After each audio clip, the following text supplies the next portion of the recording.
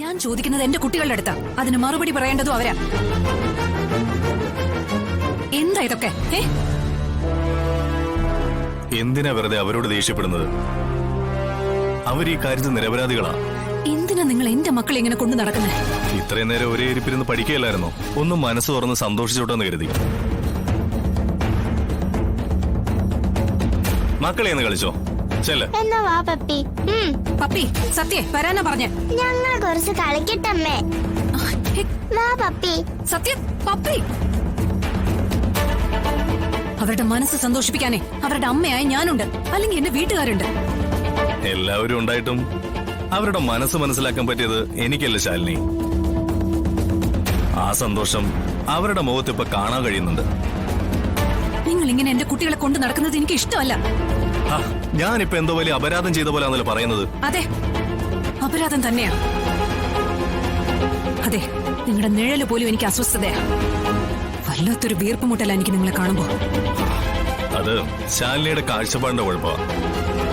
അതിനും എന്നെ തന്നെയാണോ കുറ്റപ്പെടുത്തുന്നത്? വിഷ്ണുവിന്റെ പകരക്കാരൻ അവൻ എനിക്കാവില്ല. എനിക്ക് അങ്ങനെയുള്ള ഉദ്ദേശവും ഇല്ല. മകനെ കാണാത്തൊരു അച്ഛന്റെ ദുഃഖം കണ്ടിട്ട് അദ്ദേഹത്തിന്റെ മുന്നിൽ ഒരു മകനായിട്ട് എനിക്ക് നിന്നു കൊടുക്കേണ്ടി വന്നു.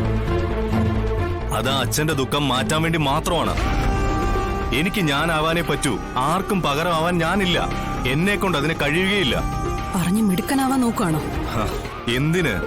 അതിനൊരു ഉദ്ദേശം ഉണ്ടാവുമല്ലോ. ഞാൻ ഈ കുട്ടികളോട് കാണിക്കുന്ന സ്നേഹത്തിനും പ്രായമായ വിഷ്ണുവിന്റെ അച്ഛനോടും അമ്മയോടും കാണിക്കുന്ന കലർപ്പില്ലാത്ത സ്നേഹത്തിനും ഞാൻ നൽകുന്ന ഒരു പവിത്രതയും മാന്യതയുണ്ട്. അതിന്റെ പരിശുദ്ധി എന്നിൽ ഉള്ളിടത്തോളം കാലം ഞാൻ ആർക്കു മുന്നിലും തലകുനിച്ച് നിൽക്കേണ്ട കാര്യമില്ല. അതിന്റെ പേരിൽ ശാലിനി എന്നെ ഇങ്ങനെ ശത്രുവായിട്ട് കരുതേണ്ട കാര്യമില്ല. കാരണം ഞാൻ ശാലിനിയുടെ ഒരു സ്വത്തും തട്ടിയെടുക്കാനോ ശാലിനിയുടെ ജീവിതത്തിലേക്ക് നുഴഞ്ഞു കയറാനോ വന്നിട്ടില്ലല്ലോ. അങ്ങനെ ശാലിനിക്ക് തോന്നാനും സാധ്യതയില്ല. പിന്നെ എന്തിനാ എന്നോടിങ്ങനെ വൈരാഗ്യ ബുദ്ധിയോടെ പെരുമാറുന്നത്? ഒന്നും വേണ്ട. ശാലിനി ആ കുട്ടികൾ കളിക്കുന്നത് നോക്ക്.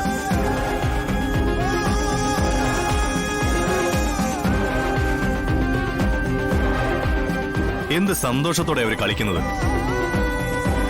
ഈ സന്തോഷം കാണാൻ വേണ്ടി തന്നെയാ അവരെ ഞാൻ ഇവിടേക്ക് കൂട്ടിക്കൊണ്ടുവന്നത്, അറിയോ? ശിവനങ്ങളെ, നമുക്കിന് ബോള് കളിക്കാം. മക്കള് കളിച്ചോ, അങ്കിള് നോക്കി നിന്നോളാം. പറ്റില്ല, ശിവനങ്ങള് വന്നേ.